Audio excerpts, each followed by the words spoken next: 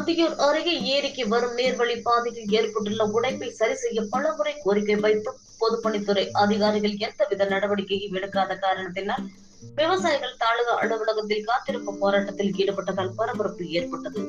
ஈரோடு மாவட்டம் அந்தியூர் அடுத்துள்ள எண்ணமங்கலம் கிராமத்தில் எண்ணமங்கலம் ஏரி அமைந்துள்ளது. அதிகப்படியான மழை பொழிவு காலத்தில் எண்ணமங்கலம் ஏரி நிரம்பும் பட்சத்தில் உபரி நீர் கெட்டிசமுத்திரம் ஏரி, அந்தியூர் பெரிய ஏரி, சத்தியபாளையம் ஏரி, வேம்பத்தி ஏரி, ஆப்பக்கூடல் ஏரி ஆகியவற்றிற்கு செல்லும்.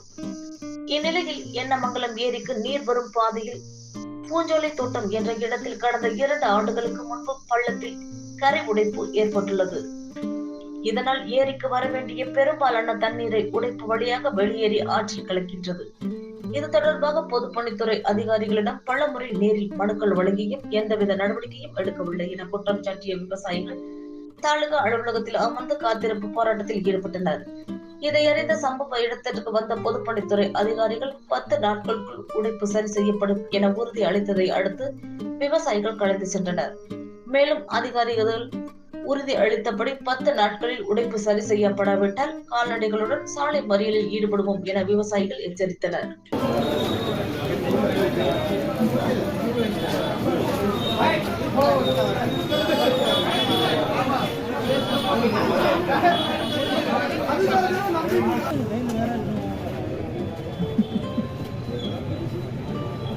ரிப்போர்ட்டர் எடுக்கிறாரு.